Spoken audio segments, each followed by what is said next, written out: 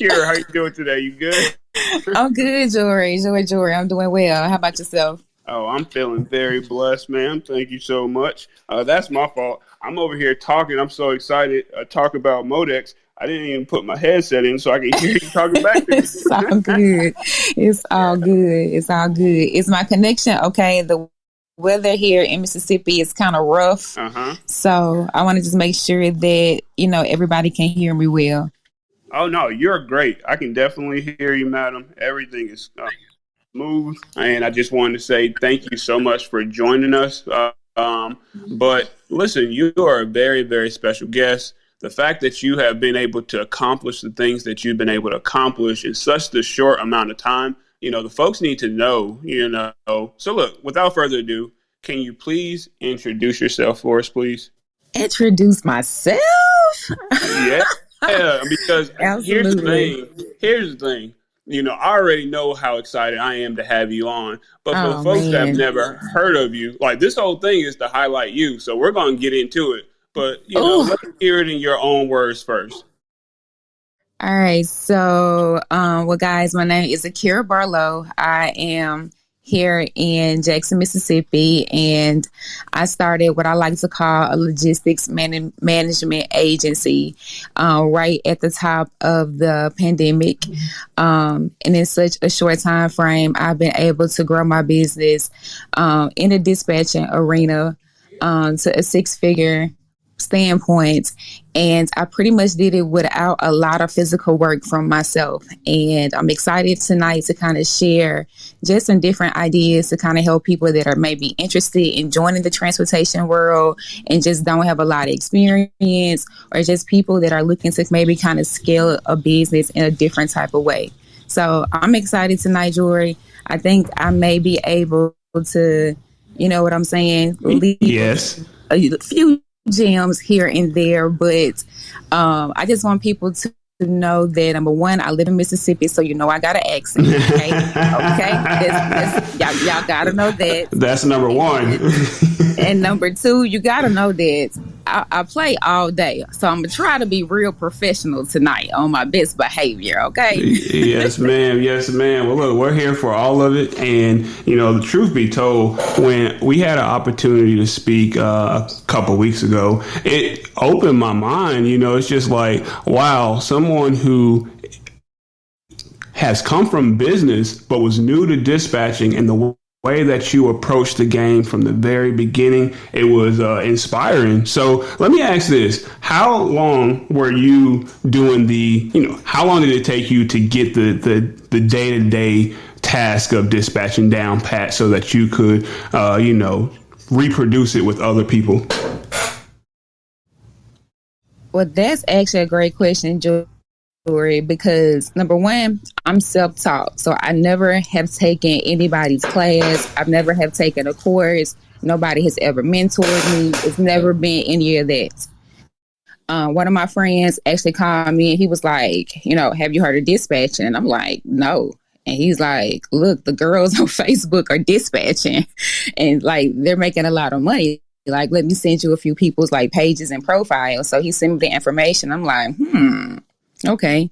So it's pretty much very low overhead, which is always appealing when you're trying to start a business. And I saw immediately that, this is easy to replicate. And this is not something that I physically have to do every day. So really, I kind of created my own system. I literally got on YouTube and went dumb. Like I graduated. I think I was the valedictorian. Okay, that's my class. Okay, YouTube University. Shout out class of 2020. Shout out. Like I got in that thing and I was like taking notes like crazy. And then I was like, okay, one of the first things that I saw as a tip drivers to notice you was to create an Indeed ad. And so I created the Indeed ad, and like the first ad that I made got like 40 or 50 hits in like one day. And I'm like, okay, so I posted this ad in Houston, Texas. You know what? I'm about to post like 50 other ads. Right. So I just went crazy posting those ads, and literally I had over 300 leads in a matter of a couple of days. Wow. So you came out the gate running. Yeah, so I literally reached out to one of the factoring companies because I know in business, one of the biggest ways to literally elevate is through collaborations and affiliates. Mm-hmm. So I was like, okay, I got to build my team of people. So I was calling like Keep Trucking and like just all these big companies pretending like I had like all these drivers on my team. Like, listen, I got access to this. I'm looking to do this. And they were educating me, not knowing. I really didn't know what they were talking about. So the things that I was learning from them, I'm like, okay. And so at the same time, I'm getting affiliate links and, you know, direct contacts immediately. Right. And so I'm like, okay, I know what to do like with this information, and I'm just going to just create my day-to-day schedule, and then I'm going to hire me a virtual assistant and train them just like me. So when you first decided that you were going to train that virtual assistant, how much material had you already like produced for yourself? Or like, was this something that you said, you know what, this is the type of undertaking I'm going to have to do like day in, day out, like all of my time to put towards training this virtual assistant? Well, I was about 2 weeks into, you know, YouTube University when I realized that I don't want to have to physically do this all day, because I realized that regardless of what the internet says, you know, regardless of what they're saying on Facebook, regardless of whatever they're saying online, this does take work. You know what I'm saying? So I knew immediately, like my first couple of days when I was spending like 6 a.m. to 11 a.m. on the load boards, that this will take up some time. And I wasn't looking for a business that was going to require me to have to do a whole lot physically. I knew that whatever I went into, I didn't really want to do much. Right. And what made you have that mindset going into this business? Like, what from your past was like, you know what, I can do this, and it doesn't have to be as taxing on me physically or mentally. What gave you that game? I've actually had previous businesses and I own other businesses as well. And I've known just from experience that entrepreneurship is about flexibility. And I knew before I didn't have that in those businesses, and I suffered personally. And so I knew that although I already had other things on my plate, if I added something else, it just needed to be profitable, but it couldn't require a lot of my time. Okay. Yeah. So it was pretty much just a personal decision, like instantly, no matter what I went into. And just from previous business experience, I knew that continuing on, anything that I have my hands on, I don't want to have to physically be the person giving the energy to it 100% for it to run. Right. Just because of, you know, just experience. You know, with business, it does take a lot of time. It takes a lot of sacrifice. And I'm willing to give that in the beginning. But in, you know, originally straight from the beginning, I know that I need assistance. I need a team. Right. Man, that is very forward thinking of you to say you were 2 weeks into YouTube University. Yes. You're like, look, this is good. I see the margins. I see it's a low overhead, but I need somebody. I need a team that can be able to do this for me longer and stronger. And that's awesome. That's amazing. And how long did it take you to get that VA up to speed so that you felt comfortable with it? That very first one, because I know you're doing your thing now, you got your system, and we're going to talk about that. But how long did it take that first VA to be able to do what you needed them to do? So my first VA, so I went on Facebook. There's a Facebook group called Virtual Assistant Jobs Worldwide. So I originally created an ad for a virtual assistant to come aboard to help me just submit documentation. So originally my game plan was I can negotiate the loads, I can do all the talking, but they could just do the paperwork. So that was my initial game plan. So I'm like, okay, cool. I can get on the phone, talk to the broker, but when it's time to send documentation, I can instantly alert them through Google Chat and say, hey, send this information to this or complete this carrier packet. Because those were the things that I didn't like. And so I knew initially in business, the things that you don't like, you either outsource or you figure out a way that you don't have to do it.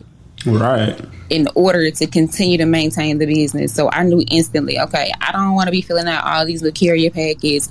I don't want to be, completing this information to factoring companies, but I love talking on the phone to the brokers and negotiating. Mm-hmm. So I brought her on to do that. So initially, just to protect just my, my intellectual property, I only taught her how to do that initially. Mm-hmm. I didn't teach her how to do anything else. I didn't teach her trucking background at first. I just initially taught her that. So about 2 weeks into doing that, and she was already just so free with her time. Like, I'll send her a task to do and she'll be done. I'll send her something else to do, she'll be done. I'm like, okay, forget it. Eleanor, this is what we're going to do. You are going to listen to me talk to brokers on the phone. And I want you to pretend we're going to replicate those same calls when I get off the phone. And so I would constantly drill her. And we did that for about 2.5 weeks straight. We always use Zoom. And literally within the next 3 weeks, she was just like me. Wow. Completing paperwork, to being able to talk to the brokers, to be able to search for loads. Because let's be real, dispatching is not very complicated. However, you do need to have a little bit of knowledge as far as being able to strategize, of course, calculations, of course, and just being able to communicate properly in a way to establish a relationship, maintain it, and do that as well with your owner operator. That's what it is. Right. Well, yeah, appreciate that. All right. And I agree in certain aspects. Dispatching is something that most people can do. The main thing is knowing when to do what. Right. What triggers what when this happens, and how do you keep calm and stay under control when trucking happens, because everything happens in trucking. So whenever, what type of, what has to happen when it needs to happen, it can be a very smooth process. But when you were talking, you said something that I was interested in because, you and I spoke and where I'm at, with my dispatch company. Now, how do you separate being able to speak to the broker and book the load versus, having somebody else like do the onboarding process and the, reading of the broker carrier agreements and submitting all that paperwork? Like, did you give her a certain amount of time? Like, hey, this is a hot load. I need this thing filled out immediately. And she would hop on it that way. Like, how does that separation actually take place? Okay, so during the day, we actually have a work schedule. So typically we'll work from 5:30 a.m. until 2:30 p.m. So during that time, we're always on Google Chat. So as I'm working throughout the day, she's completing other small tasks, but I'm also notifying her. It's kind of like an instant message system. So even when I'm talking to the broker, once I've negotiated the load and I've got what as far as the dollar amount, I would then let them know that I have a colleague that'll further facilitate this load. And I will forward the information either directly to her, or at that time, initially when she first started, she was just logging into my email and responding and completing the work. Gotcha. Okay. Yep. So don't overthink it. It's relatively simple. So as she got more comfortable with being able to speak to brokers on her own, I then would just forward it to her and let them know that she'll handle it from there. Or because even on the broker information, it would be her information as far as the contact information. Because at that point, I did not even want the brokers to have to contact me later. Only thing I wanted to do was negotiate that dollar amount. Gotcha. Okay. You structure your business from the get-go saying, I gotta have a team, and I gotta have a team that I can trust, because, what you mentioned earlier was that intellectual property, that proprietary information was, those relationships that you're cultivating with those brokers. So you don't want to just hand that to anybody, just all willy-nilly. You want to do that to people who you trust. And, so now you're moving, you're shaking, you've graduated YouTube University, you have put out your Indeed ad, and you got your leads, you got your young lady who is, just up to speed. Now, what does it really mean thinking when you're like, okay, I got one thing, and now you're thinking about growing that team? What did that look like for you? In the way that you saw that you were going to grow it. What did that look like? Initially, it was an immediate rebranding. Once I knew it, like, okay, this is something that I can easily replicate, because my game plan at that point was that she can now train anybody else. I don't have to train nobody else. Right. So with that being solely her responsibility, I could add a driver, hire a dispatcher, add a driver, hire a dispatcher. And so I was like, you know what, let me just test it out. So initially I asked my virtual assistant if she wanted to hire someone to work under her. To that, she said, absolutely. Absolutely. Okay. You got some go-getters. Yeah. So she's like, I have a cousin who is interested as well. And so I was like, okay, let's jump on Zoom. Let's figure it out. So I jumped on a Zoom call with her cousin, and I ended up bringing her on. And at that point, I just went crazy. I went crazy with my rebrand. I wanted my marketing to be, because I knew two things about trucking that was happening in the industry when I saw it. Everybody was wearing like collar shirts, and everybody had trucking stuff. Like everything like had a truck or 18-wheeler or a semi. Ain't that the truth? And I was like, no, like this is not like my style. Like I don't like it. Like, right. Why is everything so manly and harsh and red? So I was like, no. So initially I hired a brand ambassador. I went to unsplash.com. I hired a young lady to be my brand ambassador, and I started to use her images on my marketing.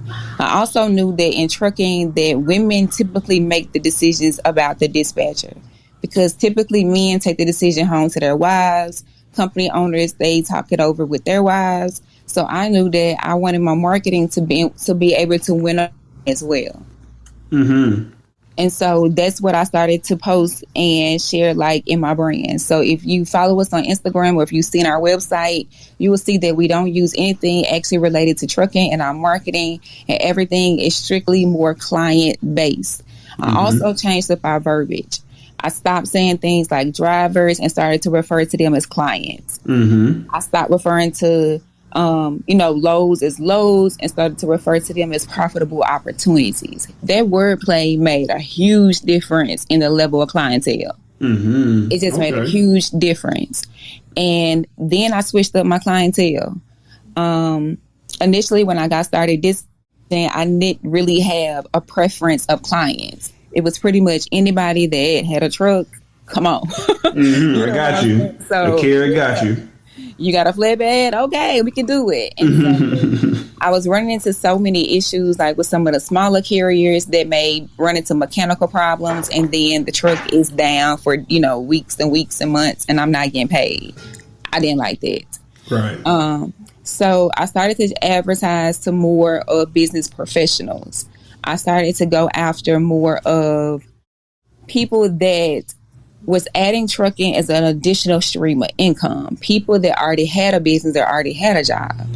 And so that sort of clientele was more, financially stable to be able to not only handle mechanical breakdowns, but also grow their fleet.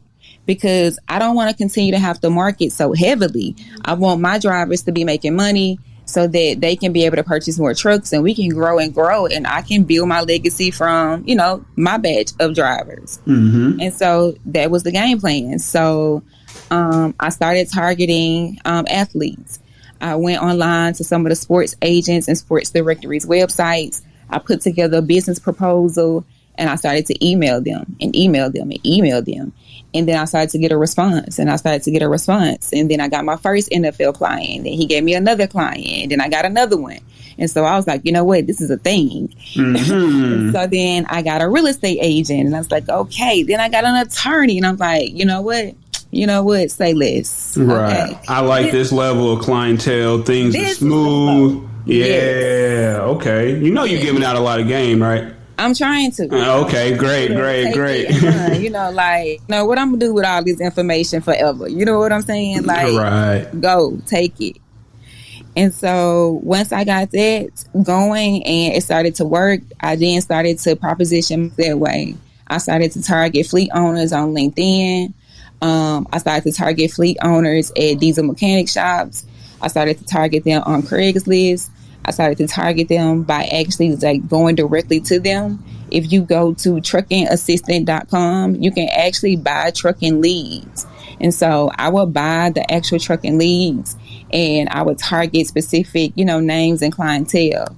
So it was just so many different ways that I started to grow just by changing my clientele and changing the marketing, and business went dumb, like dumb. Mm-hmm. And then we started to add additional services. Because one day I was like, one day I got a call and this guy was like, hey, you know what I'm saying? I got a PPP loan last year. Like, what's up? He's like, listen, I got like 250,000. Like, I'm trying to start a trucking company. And I'm like, oh, I don't do that. He's like, you don't do that. I heard you so good at, what you do. And I'm like, yeah, but I dispatch. I don't, start trucking companies. And so when I get off the phone with him, I told my husband, I was like, you know what? I don't like letting money go. Like, I don't like leaving money on the table. Like, right. So I was like, you know what? Let me just do like what everybody else does, like the top companies. Let me just hire someone else to do the service.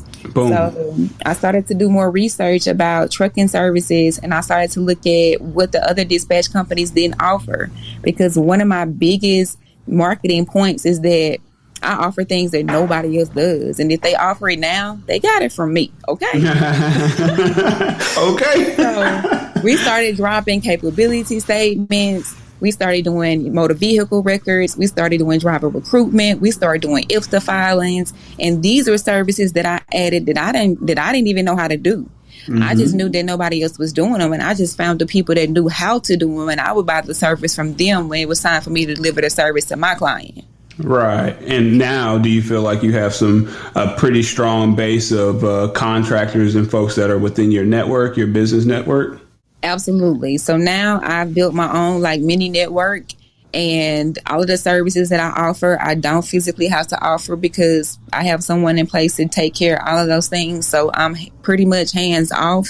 The only thing that I do is pretty much market and bring in the business. Right. And truth be told, I've been at this Modex conference, and I've been very geeked to tell people that I'm hiring, like I'm training my first 2 employees, been very excited. I got these dispatchers popping, and, just like you, when you took about 3 weeks to allow, the young lady to get her wings, that's where I feel like I am right now. And I was telling folks, I know the day-to-day of dispatching. I know all of the, the trigger points to do what and when and how. But the thing that I feel like I get the most joy and value from is being able to develop, the business, being able to speak to the new people, to bring in that new business through the door. And, that's what I'm most excited about now. When you say that you get that opportunity to focus on that, how do you feel? Like what's next for your organization? Since you got your network of all the people that you can kind of bring in, what's that next big fish that you're looking for?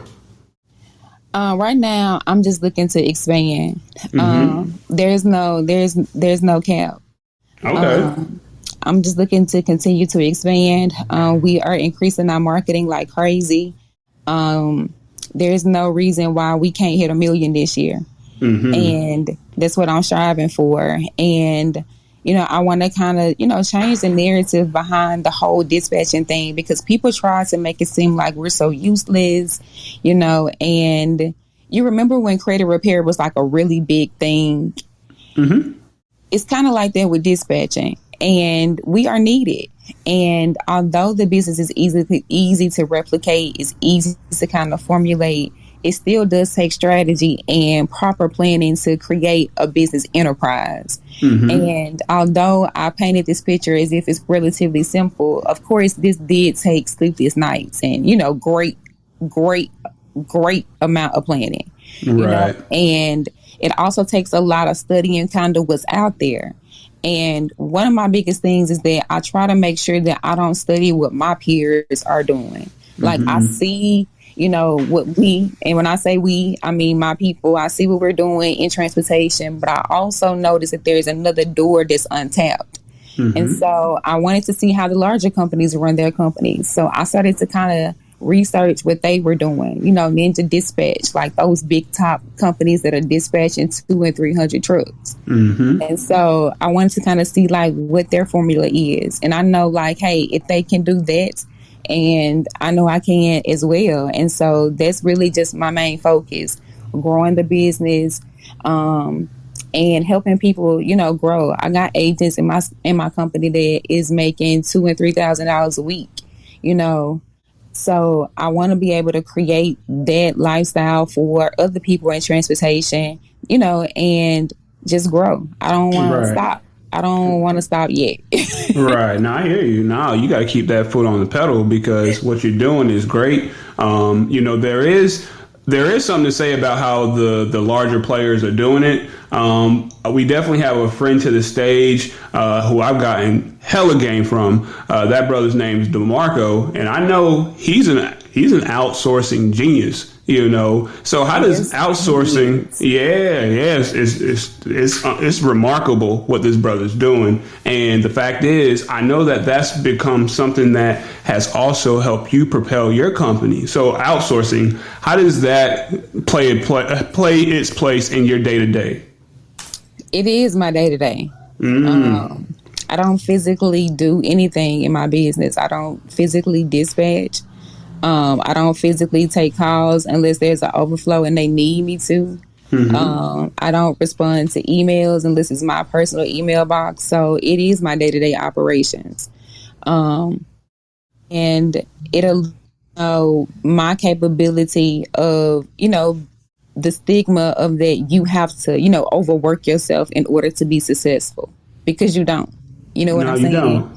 I barely have to do anything. And I'm still making good money, so it is my day-to-day operations. I rely on them quite heavily. I'm so into my outsourcing that I got a backup outsourcing. So if somebody's sick, I had a couple agents that were overseas, they had holidays and all kinds of things come into play. I got somebody on backup immediately, like, look, they out today, I need you, blah blah blah. Right. No, I love it. It is my day-to-day operation. So it plays a huge part, especially if someone's looking to be able to create a business and be able to, do other things. Is absolutely great. One of the things that I've been doing lately is turnkey dispatch businesses. I've been creating the entire business from the TikTok page to the Instagram handles to like literally everything. And they have been quite, one of my top selling services. And it's mainly purchased by people that have 9-to-5s or have other businesses, because I'm training agents for them to be able to put into place to run the business while they're doing whatever else that they're doing. Gotcha. So you said a turnkey dispatch company. Let's talk about that. Man, so you're saying you giving folks a dispatch company in a box ready to go? Ready to go. And with the marketing too? With the marketing. I'm training them and I train their agents. I'm training them and their mama. Man, that is what's up. Jesus, okay. It's been great. It's really been life changing. I've been working with about 6 people for the last 4 weeks, and it's been absolutely amazing. I actually outsource those services as well, so I'm not the one actually making those pages and creating that content. So. So you found it. I mean, you basically said, you know what? I have a dream. I have a vision. And just because I might not want to do it doesn't mean that it cannot get done. And just because I'm great at it doesn't mean that I have to do it. I can leverage other people to do this. And, how do you find those people, to trust with such a huge part of what you're trying to build? Like, how did you find the people to actually do this work? Well, what's so crazy is I actually had one of my virtual assistants that was already working for me. She actually told me about a company in Russia that I could reach out to that like offers white label and customer service. I was like, I really just don't want them to play me because I know that, because I know that, there are companies overseas that look for American businesses to learn so that they can replicate. And so I was thinking, I don't know, and so when she was like, listen, you are, you're charging 10% a load, you relatively could pay them anywhere from 1% to 2%. When she said that, I was like, listen, get somebody on the phone. Let's see. Let's get my people with your people. You know what I'm saying? Like, let's do it. Let's have a conversation. And so once I realized that those margins was absolutely ridiculous, I was like, you know what? I'm all in. And so from there, they started to refer other people to me. And that's really how I kind of built my network.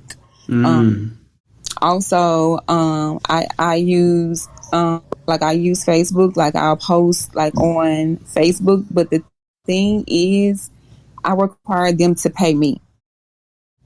Whoa. What you saying? That you require them to pay you? What you mean? Absolutely. So regardless, it doesn't matter if how you work for me, even though I'm outsourcing my work to you, it's still my intellectual property and my process. So you have to pay me a franchise fee in order for me to train you. When I heard you say that when we spoke, I was like, man, that's genius. That is genius. Because just in case you take my ideas and you run away and you go and because they are going to proposition other companies and other dispatch companies. No matter what type of agreement I have them locked into, I don't know them personally. So their non-compete is really non-existent. You know what I'm saying? Because how would I know? It's kind of like that TikTok. How would you know? How would you know? Like, how would you know? So It's like, so you're going to pay me for my time because I got to train you. And just in case you run away, I still made my money and you good to go. Right. So you're getting paid on the front end and anything else is a bonus. Absolutely. Okay. And it's my process. It's my business. So it's like, you don't have to, but they do. And so I charge them per agent. I charge them $297 per agent. Okay. Well, the whole point is you're giving game. You even telling your price points to let people know that this is not a joke. This is actually happening, and they can do it too. Now, what if they wanted to go through this training of yours just to know exactly how you're doing it? Are you telling? Like when you say you have the turnkey dispatch business, is that part of it, or is this a separate part? So yes, in the turnkey dispatch business, it automatically comes with agents.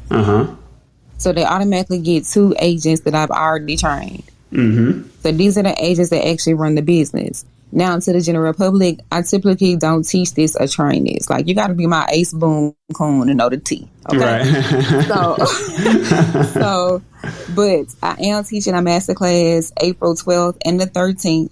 And it's really just my whole business operation. And I don't ever teach it again just because I'm not a teacher. You know what I'm saying? I'm an entrepreneur. And I tell people all the time, the internet is so full of, teachers teaching, but what they have accomplished, but I can't guarantee that this will work for you. And so because I can't guarantee, because no matter what I tell you, no matter what I show you, you still got to have that hustle. You still got to do it yourself. You still got to get up at 3 a.m. See, the things that I were doing, you're not going to be willing to do. I was at the truck stops interviewing truck drivers, asking them about their relationships with truck drivers. They're not knowing that I'm going to market to them later. I'm at the truck stops. I hired the cashiers to be my sales agents. I paid them $125 for every referral that they send that becomes a carrier. Those girls be hustling. Right. So there are things that, I did that a lot of people are not willing to do. I hear people say all the time, I'm not going to a truck stop. Oh, you want to sit on Facebook? Who said that? I hear it all the time. What? Like, oh, it's not my, it's not my thing. I'm not going. Okay, but that's where the truckers are. If you are servicing truckers, you go to where they are, and so it's, you still have to do the work. Right. Man, look, I'm loving this so far. Now, I ain't gonna hold you. I'm not gonna lie to you. Okay. Although everybody knows about the truck stop, you done turned out the cashier. Now that's a new one, and I love it. Listen, people are so annoyed. Like, those truck drivers are annoyed. Like, they're annoyed. So I go to the truck stops and I'm like, hey, I work for Platinum Convoy, and we are interviewing truckers on their dispatch experiences. And so they tell me, like, oh, I can't stand my dispatcher. What? Blah, blah, blah. And I'm like, okay, so what's your MC? Let me get your MC. And I go back and look them up on Safer. and then I go back and, market to them. Hey, you remember me? And if they're solid, you go marketing, huh? There it is. And all the times they tell me so many things. They tell me about other people because they love to talk. Truckers love to talk. They want to talk, and I'm young, I'm fine, you know what I'm saying? Little tenderoni. They like, what's up? It's like, it comes with the job. It's like being a real estate agent, but you don't want to show houses. You know what I'm saying? It's like, How do you expect these people to want to allow you to be in charge of their, livelihoods? So, yeah. Wow. Man, I am so excited to have you on the stage right now. This is not disappointing anybody, especially not me, because you're giving out game, you're giving out a lot of game. And, you said something earlier about terminology. I did want to come back to that. At one point I used to say, hey guys, I'm a dispatcher. And then somebody was like, they say, what? Listen, you are doing so much more than that. So I don't ever want to hear you call yourself a dispatcher, because truth be told, I mean, they're right. I'm doing all type of facilitating, connecting all type of people. I am a logistics consultant. Okay. And put some respect on my name. Right. You know it. So I hear you when you say it's about terminology and how that can change the situation. So, when it comes to you, what do you say the difference is between a dispatcher and a carrier consultant? One of the things that we do is that we properly advise people on just trucking in general.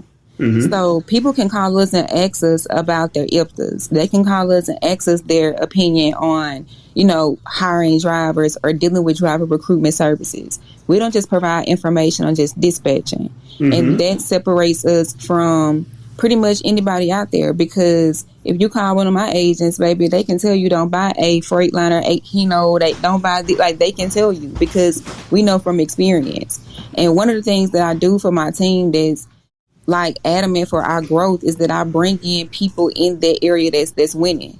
We can't dispatch hot shots if we've never spoken to a hot shot driver. Mm-hmm. We can't dispatch, box trucks if we've never talked to someone that's been successful at this, actually running their trucks. So that firsthand training from people that are actually in the field is what helps us be able to build that knowledge. And because they don't know anything, typically when it comes to transportation, that extra training is crucial. But on the flip side of that, I typically don't allow my outsourced overseas agents to actually be carrier consultants unless they are extremely superb. And I mean, well-versed in English, of course, able to respond, because trucking is controversial. And I tell people that all the time, you got to be able to hold your own, because people want to argue. They want to tell you what the rates are. You know what I'm saying? And so also we deal with people. It's very hard sometimes to explain to people that call us and say, hey, I got a truck and I want you to dispatch us. So once we actually take them through our initial questionnaire and they don't fit our screening, they don't always understand why. Mm-hmm. You can't what? Mm-hmm. What? Mm-hmm. I'm not a business professional. What the hell? Oh, you uppity. Oh, you one of them. So is, and you got to be able to handle that and then be able to explain who we are and what we offer and why we are so elite, and that's why it is important to understand the difference of, it's Dunkin' Donuts and the Starbucks, Right. And in business, you got to be that Starbucks. And we know that. Dunkin' still getting their bread, no lie, but we want that bucks, So Right. it does matter. That wordplay is extremely important. And just your overall delivery. We have a consistent schedule. Our drivers are automatically text. They receive additional emails, throughout the month about just things in general in regards to trucking so that they can be successful and also educated. I also bridge them to additional resources. So if I'm dealing with an owner operator who's struggling with their books, I bridge them together with an accountant that we partner with. Just so that I can ensure that they are successful across the board. Because ultimately, my desire is for them to be successful because the more money they make, the more money I make. Right, right. It's mutually beneficial right here. So yeah, you gotta. It's a partnership. It's a team. Right. So what's that like going through and getting those goals for your new carriers? You know what I mean? Because you have the process where they learn who you are and then you tell them about your specifics. But how do you actually get that synergy going? What's that process like of, getting that carrier's true understanding of what they're trying to do? Do you outsource that too? Or is that something that you hold closer to the chest? Yeah, I handle my own marketing because this is my favorite part. Mm-hmm. And my marketing is always out of the park. A lot of just recently I ran a video marketing campaign because I wanted to see the conversion because, for example, everybody goes to their FMCSA list and they market heavily to those people on their list.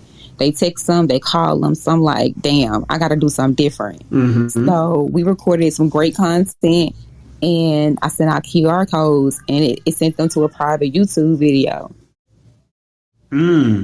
They got the video and my phones went dumb. My phone went so dumb that I was begging people on Instagram to help me for a day. I'll pay you $50 a day to answer the phone for me.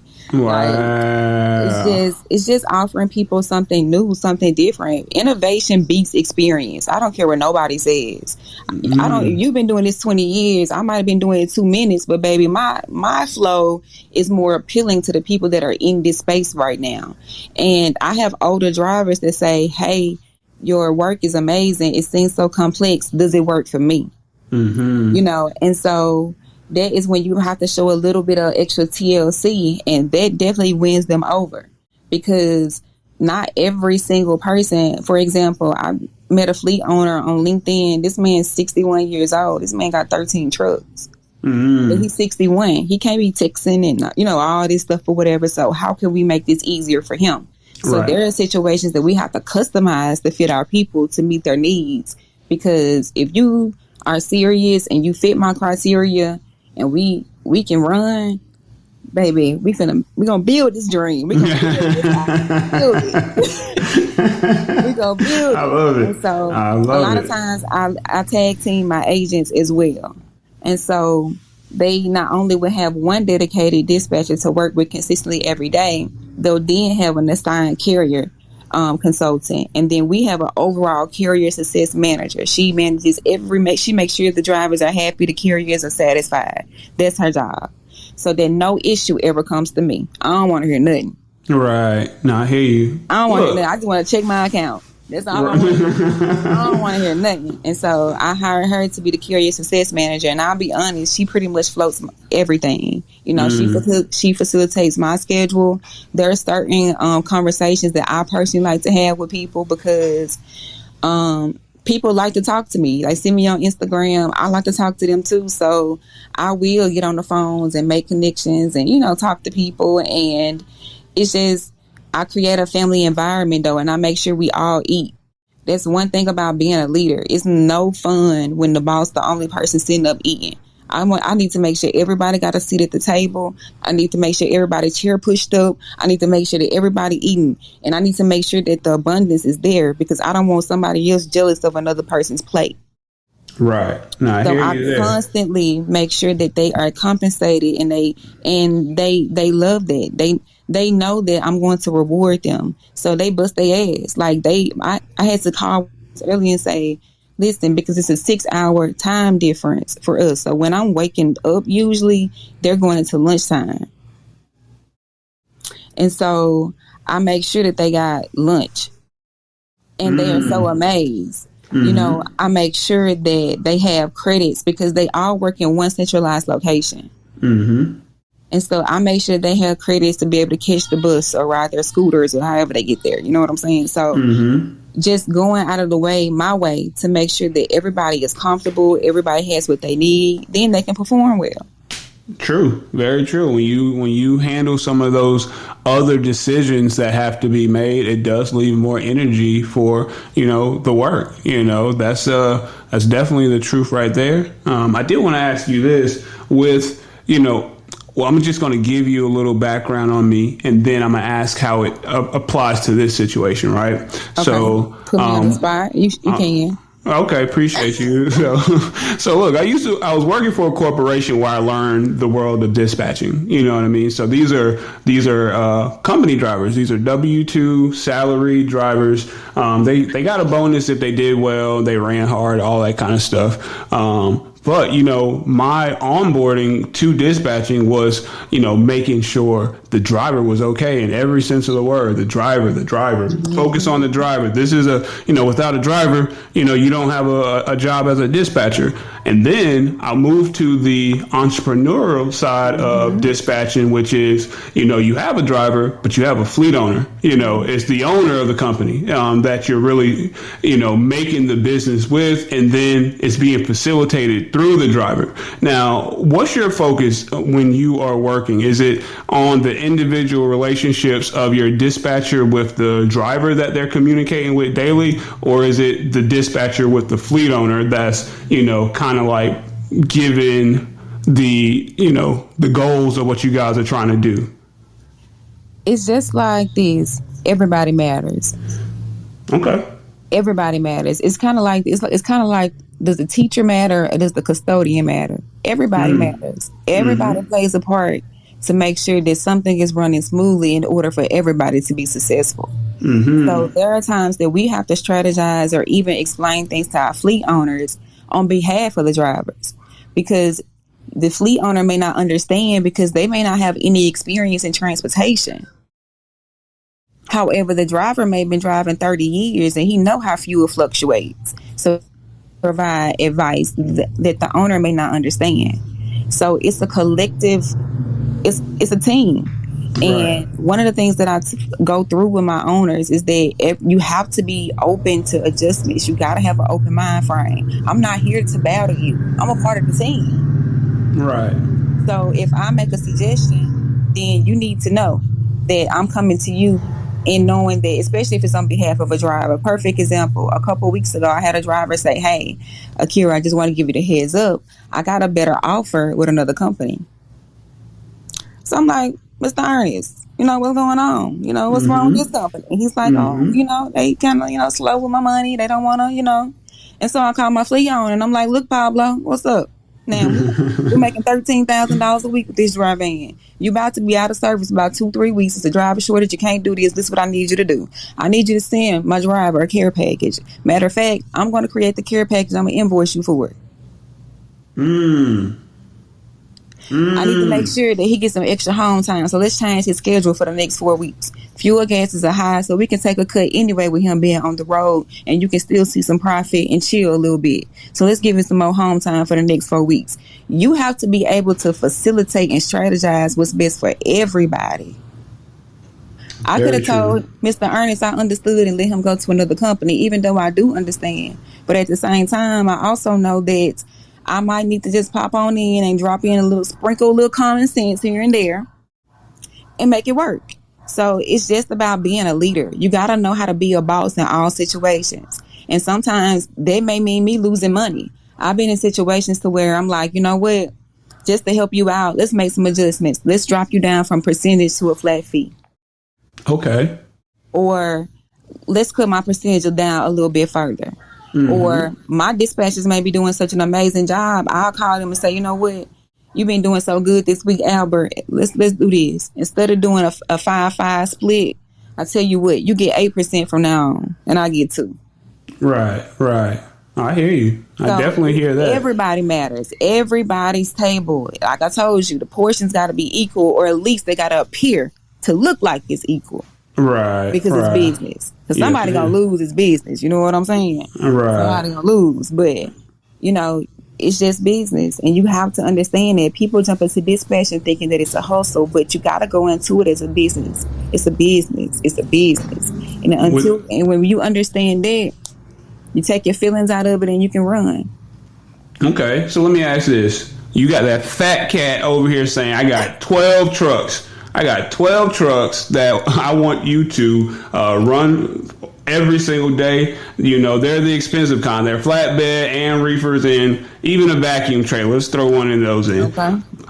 Now they get down to your agreement and they're like, you know, this says this is a year term. I don't like that. You know, I don't want to sign something that's standing for a year. Mm-hmm. What do you do? And before you answer that question, because I'm asking you these because these are really things that I've talked about with fleet owners. Mm-hmm. The other thing is the non-solicitation clause that you have in your dispatch carrier agreement of them not being able to go back to your freight sources without you. Mm-hmm. What if they're like, look, I don't want to be bothered with that, but I got all of these trucks, you know, we can make a lot of business together. How do you feel? What do you do?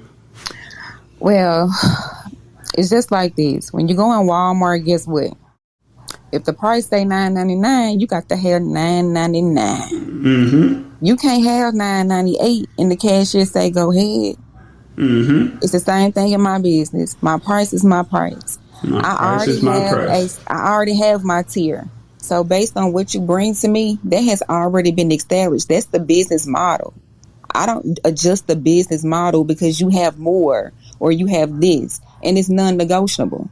I have already determined what the cost and needs of my business is, and I see it all the time. People ask me all the time in my DMs on Instagram because I talk to everybody, and they be like, "Oh, this man told me that, you know, he wants me to drop my percentage to 7, and we can do it." And I'm like, "We can do what? Because we can't do business because that ain't my fault."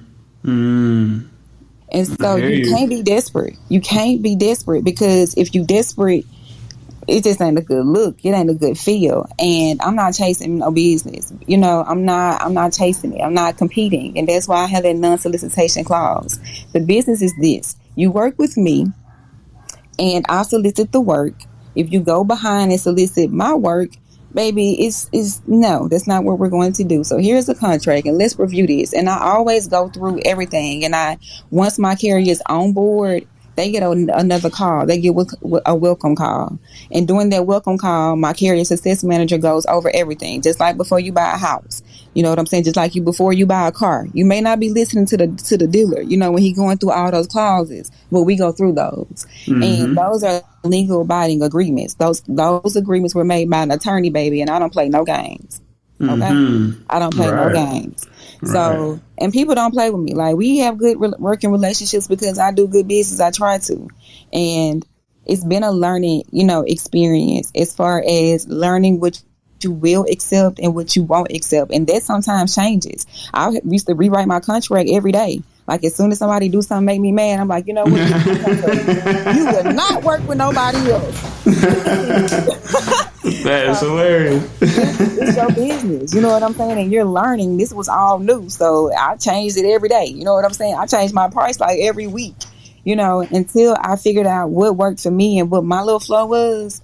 You know, then I knew that I was walking in my flow. I was walking in my purpose. I was walking in my season.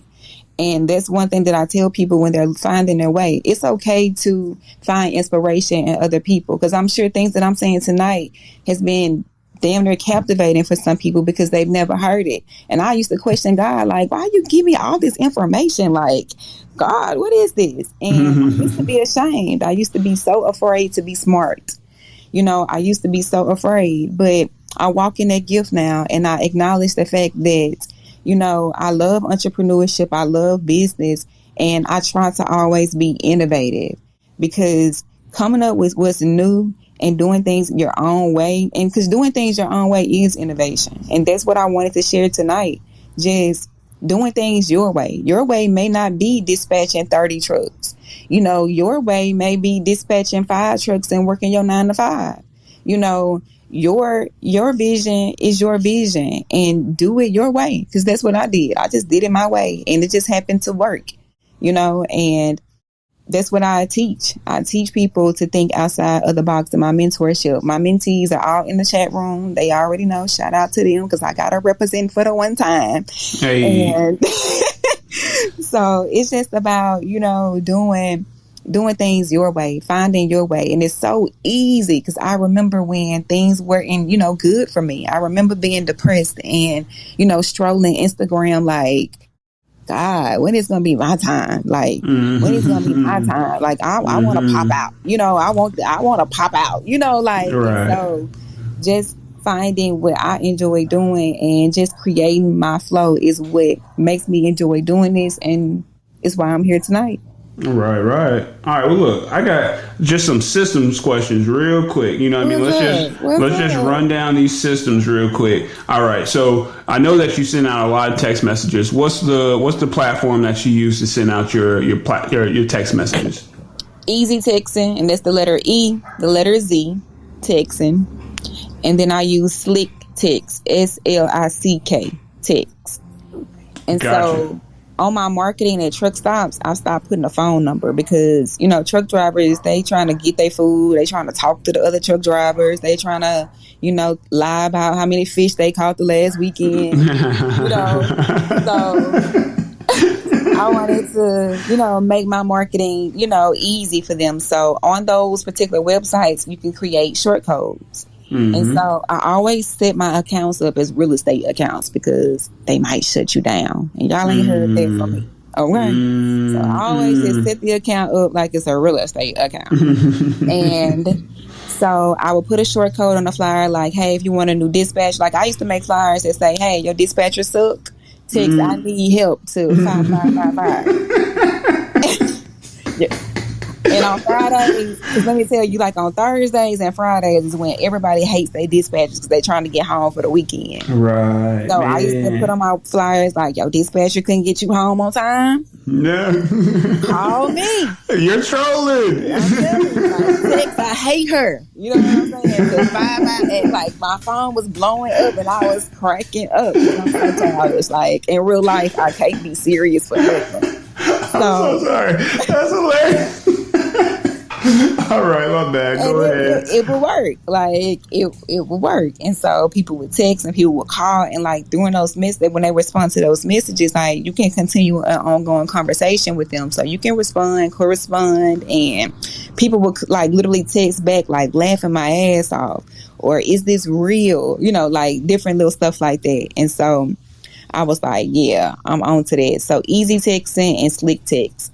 And so if you go to that website that I told y'all about earlier, truckingassistant.com, and you get those leads, their phone number is on there. So you can just create creative text messages and send those out. And I never send like boring text messages. I always send things that are like centered around like current events. So like when my Cowboys got put out the playoffs, I was like, don't end up like the Cowboys on the bench. Yeah. Like get you a real dispatcher. And people would be texting and laughing and responding. And yeah, so easy texting, slick texting. Okay. So basically, you've let us know that you have entrepreneur background, but marketing is really your bag. Like how to get people to feel something, to respond to something. Okay, so all right, cool. Now look, let me ask this: what's your phone system? You got all these international folks, all these people that are in different places that are needing to contact folks in America and be able to have seamless communication via phone. What phone system do you use? We use Grasshopper. Okay. Any particular reason? Just because it's a web-based cloud system, so they can log into the system, and there's a desktop app, so it allows them to be able to use a headset and be able to still function and use our system. Okay. I'm technically using Ring Central right now, so I'm trying to see how I like it. It's been cool. I did find something about them text messages though that I didn't like. So, I'm in the market again, or at least a little bit. I've used them as well, and I actually use them for another business. I've heard of Next Voice, NEX Voice. I heard they're really good. I try to stay away from just using like actual like cell phone devices, like during a certain time of my day. So, but those are apps, of course, that'll ring directly to your phone and people can just, answer. So, right. And even with them being overseas, it's no issue because it is cloud based. Okay, that's very true. One of the things that they were talking about at Modex was, you got to get on cloud-based just because even when it comes to those updates, the rollout is instantaneous. You don't have to download any software. It just happens because it's in the cloud already. So I did enjoy that. Okay, so look, moving right along. All right, you pay a lot of people. You put food on a lot of people's plate. How are you delivering the funds to those folks? What's the most cost effective way you've been able to pay your employees? Well, they pay themselves. Okay. Yeah, they pay themselves. Okay. Well, tell us that. I know that sounds crazy, but yeah, they basically pay themselves. So I like it. That's a spin on commission based jobs. So I made like managers over them, right? Mm-hmm. So there's managers. So let's just say, for example, I have like for each type of equipment, I have dispatchers for those pieces of equipment. So if it's box trucks, I got girls that deal with just box trucks. So it's not like they work with all different types of equipment. So with that being said, there's a manager over each form of that type of equipment. So they submit those rate cards to that manager. And so based on the rate cards that they submit, they have a payment form that they fill out through Google Forms. Once they submit it in, their manager goes into QuickBooks and send them a direct deposit. Gotcha. That's what you mean by they pay themselves. You got a manager that is representing the team that is actually facilitating that because you don't want to handle that. You want to outsource all those type of responsibilities as well. Okay. Yep. And because I have a certain amount of drivers on a flat rate, I use that particular income to be able to cover their portion. Okay. So pretty much everything else is straight profit out of that. Okay. Yeah. Well, look, I know that we've been on for about an hour now. I did want to open it up to the floor. Any questions from the audience? Would you be down for something like that? Man, let's talk. Let's see what they got to say. Okay, cool. And I'm turning on hand raising now. But so if you have a question, raise your hand. But was there anything that you wanted to mention that we didn't get a chance to talk about? Not really. You know what I'm saying? I think we shared pretty much some good stuff and yeah. Okay. Oh, yeah. I do want to cover one last thing. Okay, go for it. So, I broke my actual dispatch company down into departments. Okay. I think that's important for people to know. So, although that they may be carrier consultants, not everybody does the same thing. So, once we onboard a driver, they onboard with the customer service team. The customer service team then assigns the driver. So, once they assign the driver over to the dispatcher, so the actual dispatchers don't see my agreements. They don't see my carrier agreements. They don't see my legal paperwork. So they can't ever steal it. Okay. And why do you think that that helps you out in the long run? It's extremely important because a lot of people are very interested in working for me because they like my model and they want to start their own dispatch companies. And initially, because I'm not a micromanager. One thing people have to understand is that I don't ever know what's going on with people's drivers. Like, I check in with my agents to see, but I don't call the drivers. I don't follow up with the driver. Like, I don't do any of that. So I'm not in the loop when it comes to what happens because I try to make sure that one thing is important about my model. They are practically running this business as if it's their own individual business. Although they work for me, I want them to be a part of the business as if it's their own. So they can even hire people under them. Right. Okay. So and I think I have one of my carrier consultants, Jemiah. She's on the call with us tonight. Okay. So she might can tell y'all about her experience with me or whatever. But yeah, let's open the floor and let's talk a little bit.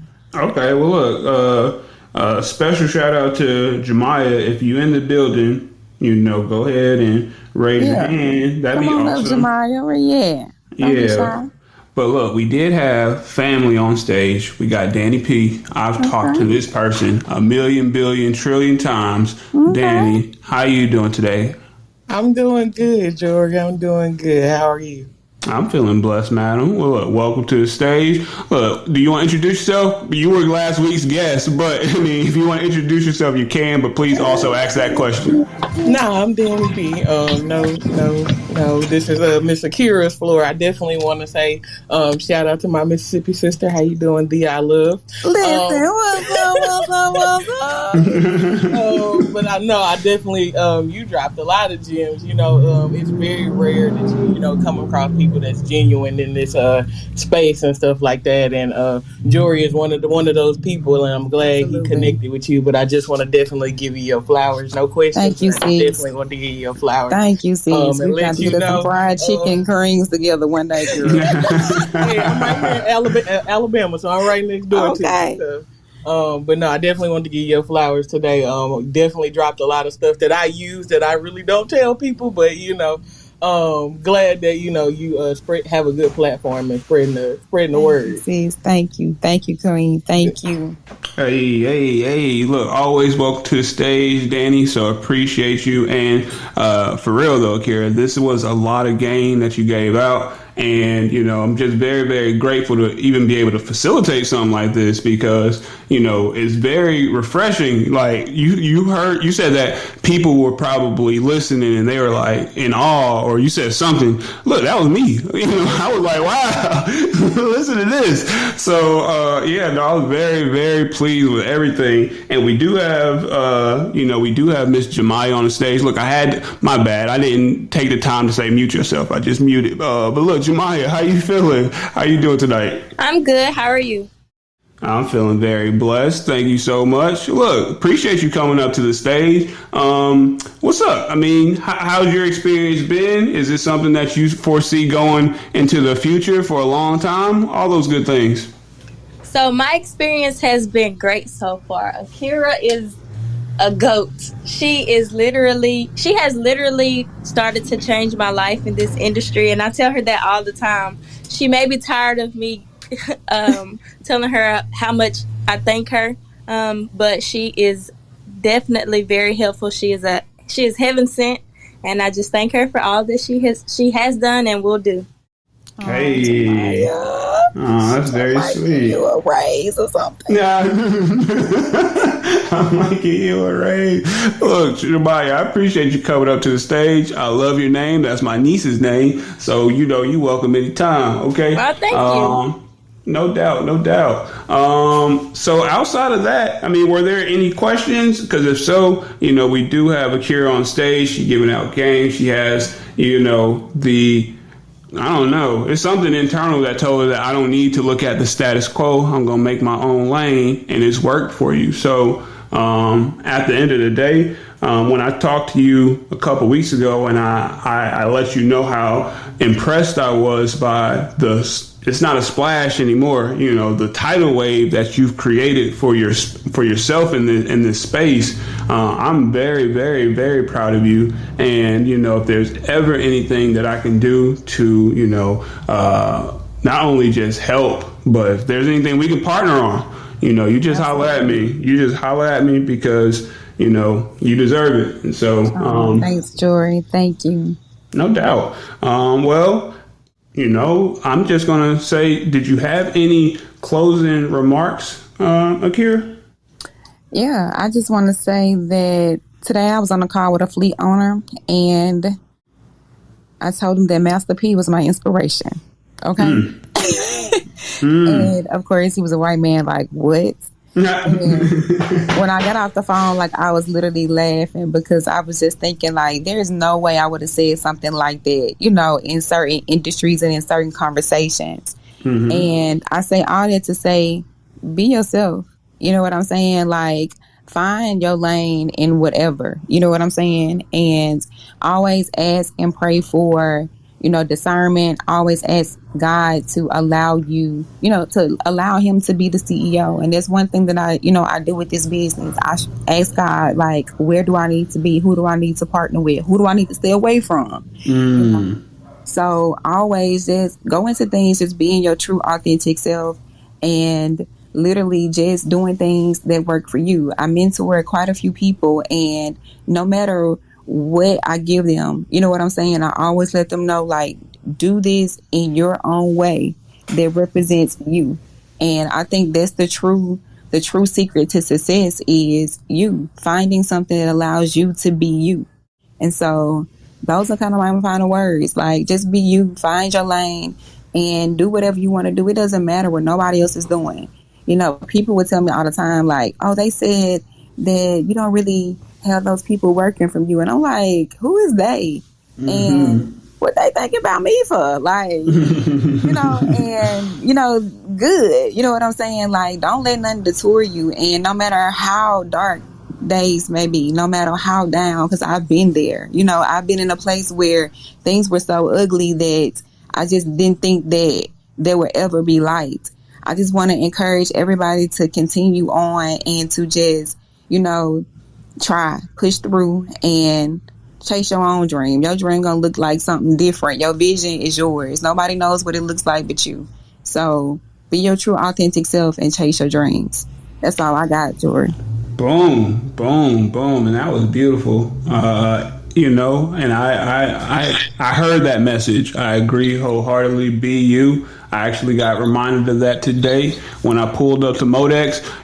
Would you be surprised that BU was on a bumper sticker? And I said, hey, is that telling me just be myself in there? And it was. And I did. So, wow. So that's just a little further affirmation right there. But look, there was somebody that raised their hand a little bit late, and we ain't going to cut them off. We do have, Malika? How you doing? Are you there, madam? Yes, I am. Thank you. Sorry, I had to cut on my mic. So I appreciate you bringing me on last minute. And I wanted to say I am one of those people that is interested in the dispatching business. And so, but before, like, everybody says, just dive into it, just do it, and then you'll learn as you go. But I'm one of those people that I can't do that. I can't just go in there and free fall and just not know what to do. I have to have a plan. And so I heard that you mentioned, Akira, about you doing a class or a master class coming up. And I was wondering if I could get the information for that, because I would love to tap in and gain some knowledge. Boom. Great question. Absolutely. On my Instagram, go to it, is, of course, Dispatch with Barlow. The masterclass is $497, but I'll let you guys use a discount code for Jorie. If you put in Jorie, give me like an hour after this call. If you put in Jorie, I'll allow you to have access to the class for $100. Oh, wow. That is awesome, madam. Appreciate you. That is amazing. Thank you so much. Can you give me your Instagram name again? Yep, it's Dispatch with Barlow. Somebody put it in the comments for me, please. And you can also click on Akira's photo, and she has her her Instagram link to the account here. So, but that's an awesome. Jorie. The discount code will be Jorie. Jorie.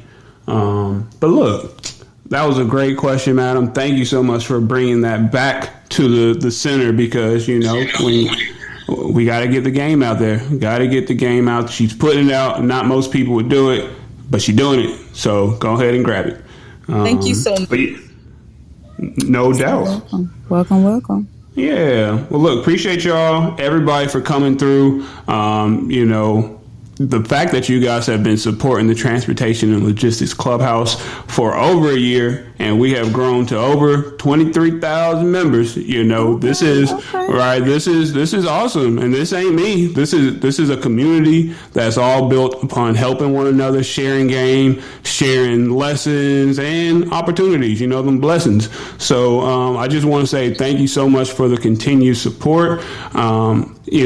if there's anything this past week has taught me, it's the fact that you got to get out here in front of the folks who are making it happen. You find these people, just like Akira said, if you want to dispatch, be where the truckers be. That's the truck stops. That's everywhere, and you got to put yourself in front of them. If you want to be where the freight is at, be where those brokers be, those manufacturers are. That's at those conferences. That's at all type of industry events. That's joining professional development organizations. You just got to put yourself out there, and being at Modex this week, and not it necessarily being specifically for me as a dispatch company owner, but seeing how the industry is working together to get stronger and learning the peripheral type of industries and the folks who are major players, it just made me know that this thing is big. You do have to dive in. So for those who are just interested, there are so many different ways that you can get more education, more knowledge about supply chain. So just look into those organizations that are close to you. I'm a part of the ALC here in the Atlanta area. The Atlanta Black Chamber of Commerce also has a lot to do with that. I found another organization at Modex that I'm probably going to be a part of that's going to be able to train me to get certifications. So just tap in, look for different ways to grow and develop in this industry, because supply chain is here to stay. So with that being said, I will see you guys on Monday at 7:30 a.m. We're going to be partnering with FreightWays Sonar team right here on the Transportation and Logistics Clubhouse to give you the hot lanes and the not lanes at the start of the week. So Akira, God bless you. Thank you so much. Same. Yes, man. We're going to be talking, but everybody, y'all have a blessed evening. Good night.